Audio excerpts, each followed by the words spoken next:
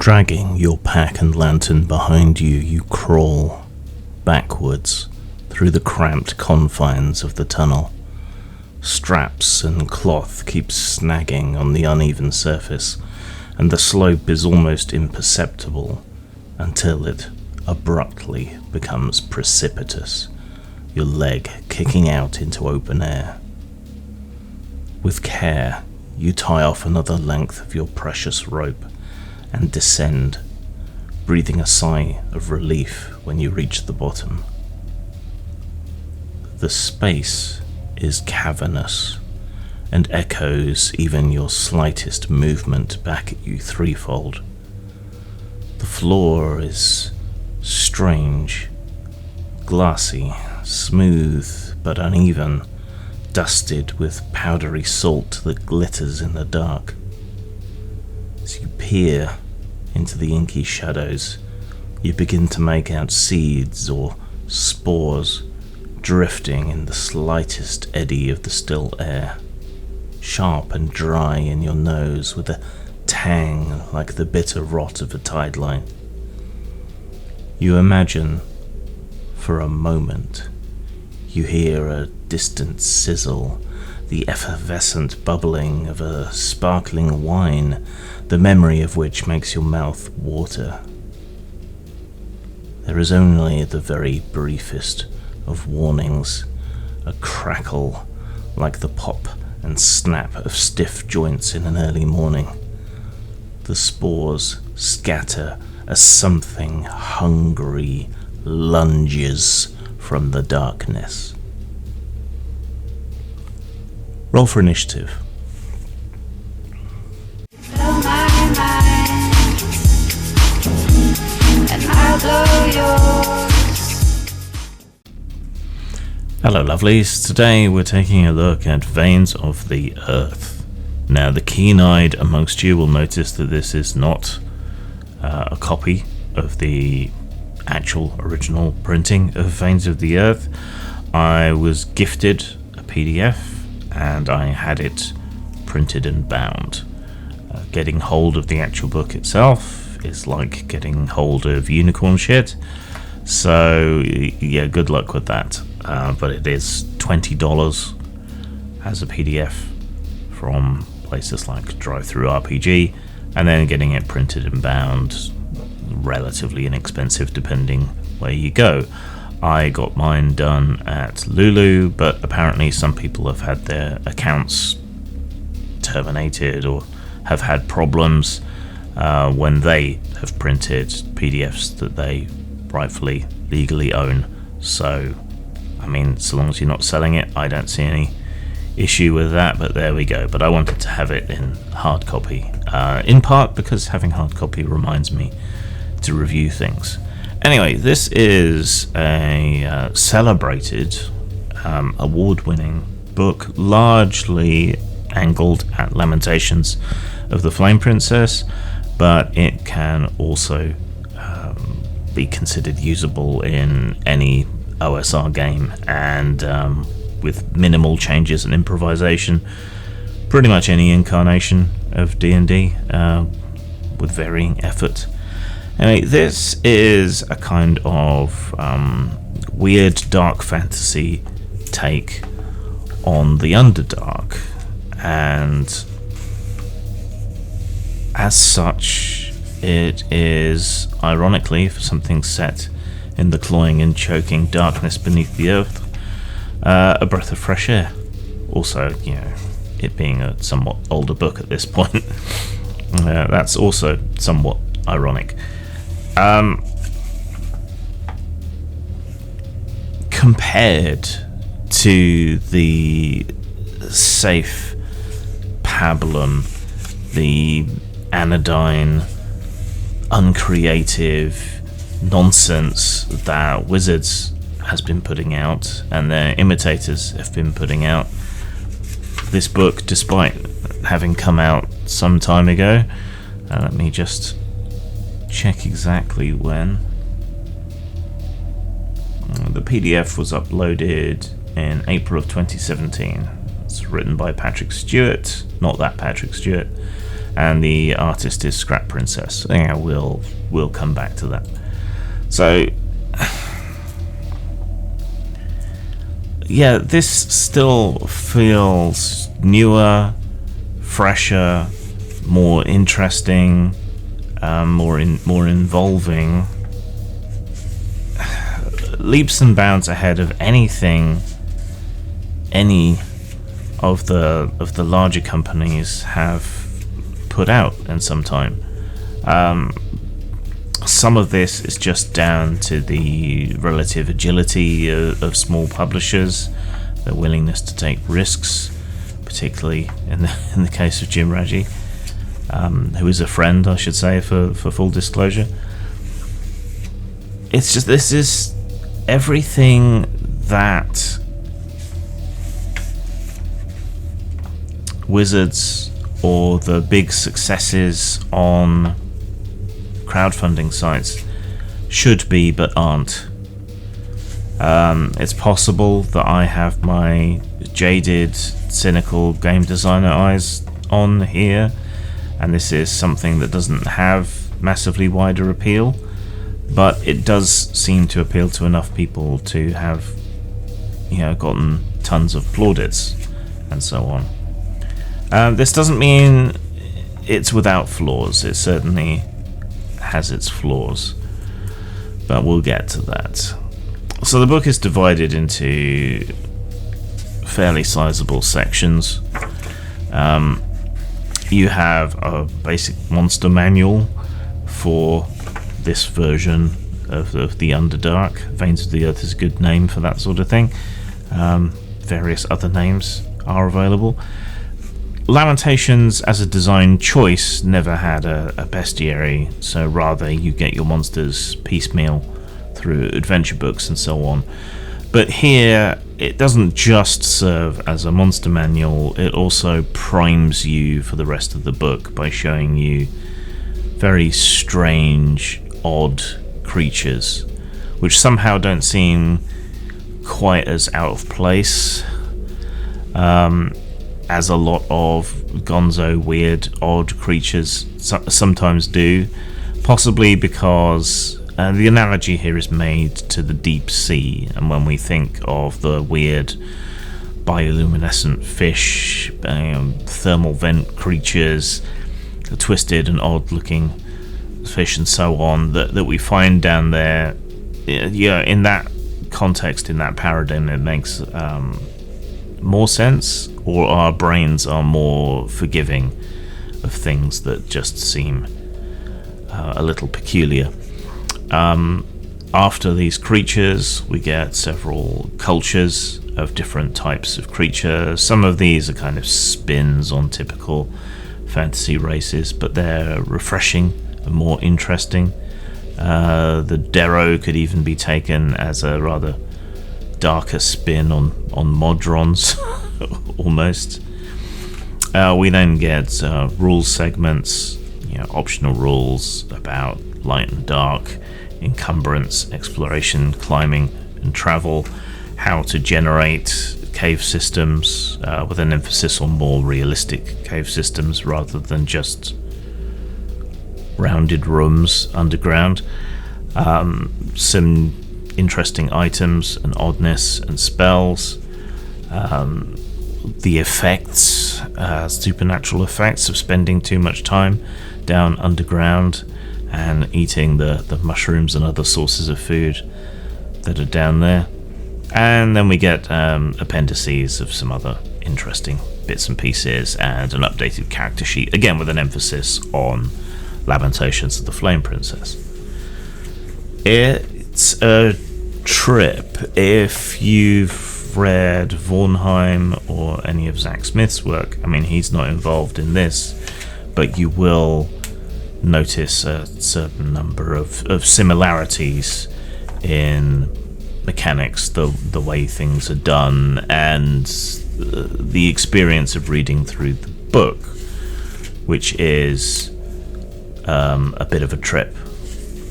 And that's both a strength and weakness of the book. As you go through it, you will be definitely hit with ideas and so on. But despite the decent indexing in this one, you might find yourself a little lost when you're looking for something specific. The experience of reading through the book is certainly very different to trying to use it as a reference.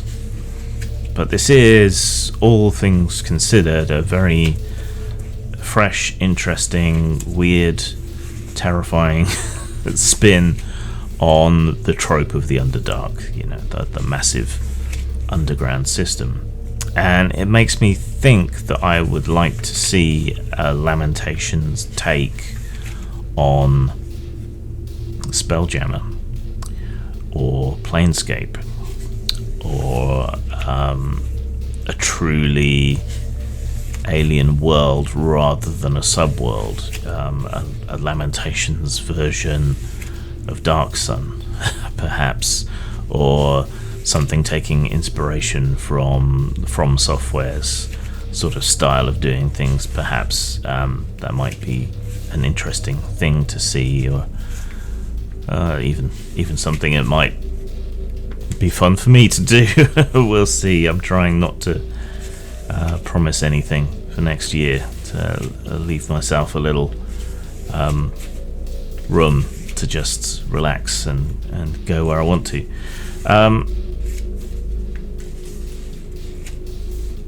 Some of these things are spins on ideas you might have seen before, like Zombie Coral is an interesting take on the undead, not dissimilar to some other ideas.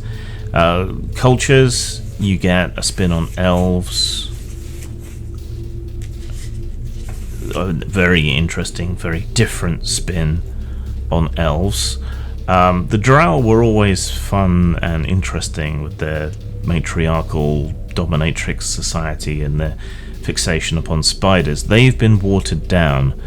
The Dark Elves here have gone in the other direction, and it's far more interesting for it. The Darrow service the Great Machine, and their actions are predictable but odd the more time you spend encountering them.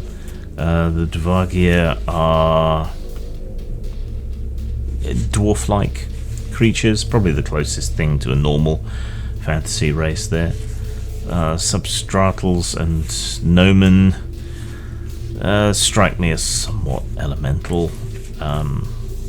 So yeah, there are races, there are cultures to be found in the darkness beneath. To a certain extent, one of the monsters is also a civilization. The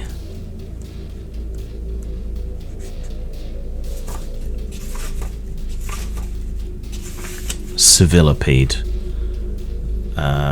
though possibly an ecumenopede might be a better description, which is a sort of mass of wandering flesh that seeks out art and culture and devours everything else that it finds in its path, either slowly or quickly, depending. It kind of made me think of a horizontal In the Hills, the Cities by Clive Barker, if you know the story, and I won't spoil it for you too much if you don't. The optional rules are interesting. They try to make the things that are supposed to be difficult about travelling underground more difficult, more interesting, more relevant, using mechanics so that your characters will care about these things. More could have been done about talking about the various kinds of unnatural sight that various supernatural races have, but if you're playing Lamentations, you're strongly discouraged from playing non-humans, so that solves a lot of the problem.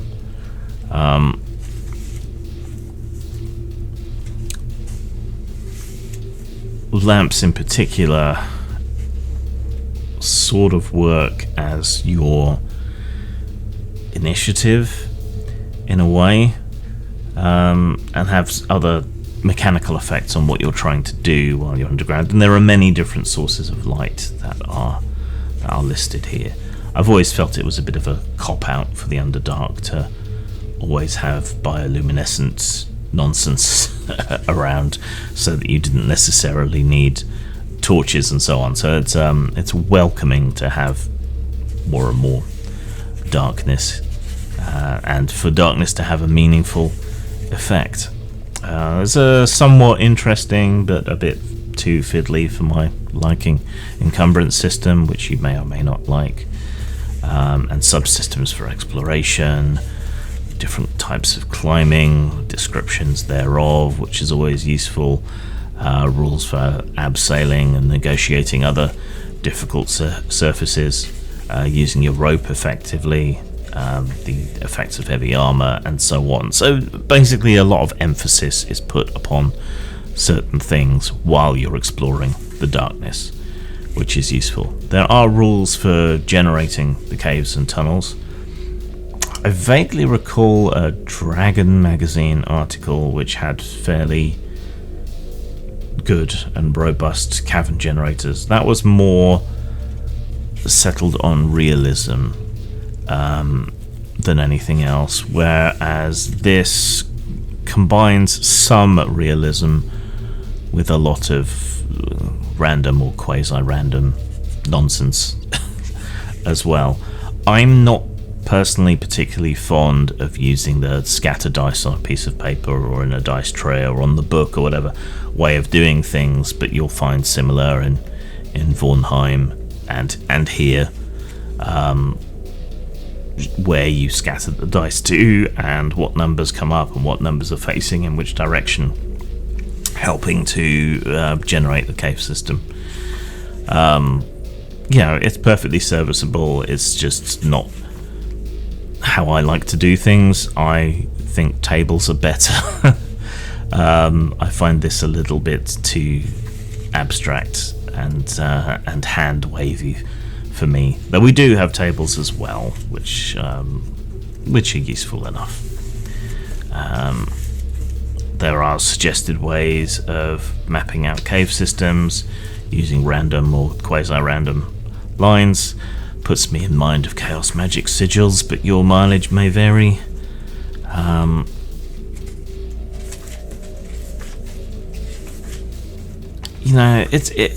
It's all somewhat useful and inspirational, but everyone will find their own preferred ways, means, and style of doing things.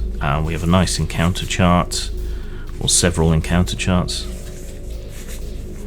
and examples of 100 different caves that you can throw in should you wish to, and even if you don't, you can look to these for inspiration.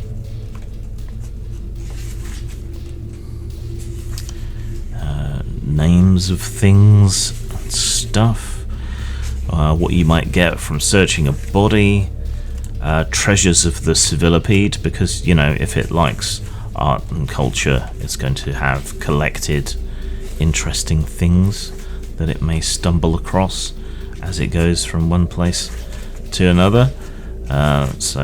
Plenty of items that are all weird and interesting. A handful of spells, which again are strange and unspeakable, but good fun. So, part of this is about how venturing down here changes you. In a way, it changes you after the style in which the creatures that live down here permanently change you. If you're not bringing food from the surface world, if you're feasting on the flesh of the creatures and the mushrooms and the things down here, these can have peculiar effects on you and lead to your degeneration over time, or your adaptation, if you want to be more positive, to the world below. So that's an interesting thing to consider, how you might be mutated or changed as you go along, which puts me in mind of that anime about the abyss, that severely traumatizing anime about the abyss that came out not so long ago. And then you have a bit more guidance on cave creation, a recap of glossary, a decent index, which is always nice, character sheets, and so forth. So the art. This is possibly the most controversial thing about Veins of the Earth. Now, the layout and everything is fine. The art is more controversial because Scrap Princess's style could be uncharitably called childish scribbles, or more positively called, highly stylistic. I studied art for a while. In some of the illustrations, I can see that there is genuine skill in it that is being used in somewhat unconventional ways.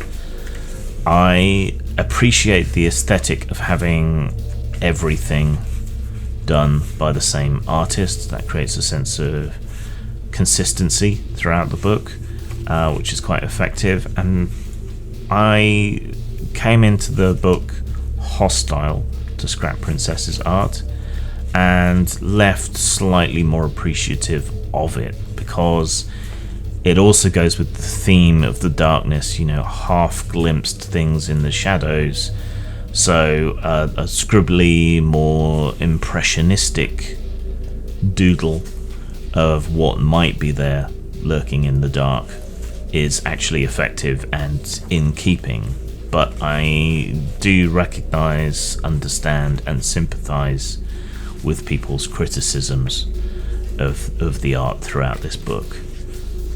So, and the art is such a big part of this book, of most role-playing books, that it's very hard to score, because I think you either love it or hate it, and you're either going to come out of the book loving it or hating it more when you come out the other side. So stylistically, I think I'm forced to give the book an average score for that, because it's so divisive. Of a high 3 for style, because the layout and so on is fine, serviceable. It does the job, has a little bit of character to it as well, which ticks the score up a little bit, but not enough to make it a 4. In terms of substance, there is a ton here, and it makes up for a lot of the shortfalls that many people perceive in Lamentations of the Flame Princess, namely the lack of a bestiary, and so on. And it also adds in useful ways, additional rules that fit the setting and the characterization and everything else. So I can't really fault it on substance. There's inspiration here, even in the things that you personally might reject as not being useful, like the scatter dice effect, which I just personally don't like, but I recognise that that's a personal choice. And even then, there are tables and things that you can look at, and you can still get inspiration from the scatter dice and so on. So I can't really fault it on content. So I'm going to give it a 5 out of 5 for substance. I would like to bump the style score up, just because it is risk-taking and imaginative, and is a far more interesting and effective take on an Underdark than any mainstream RPG take on any of these tropes or classic ideas has been. But I still just don't think it's quite enough to bump it up. So in total, that's 8 out of 10, 4 out of 5. Definitely recommended, and not just for old school people. I think there's lots of inspiration here for anyone who wants to run any sort of Underdark campaign or cave delving segment of another campaign in any fantasy game system. There's plenty here for everyone, and just because it's angled at the OSR doesn't mean it's not useful. After all, cave generation, things like that's universally useful. So yeah, deserving of its praise, largely. It's just the art being a love it or hate it sort of thing really drags the whole book down, unfortunately. Otherwise, we might be looking at a perfect score. Zang. Postmortem Studios, role-playing games, and a lot more to die for. Post-mort.com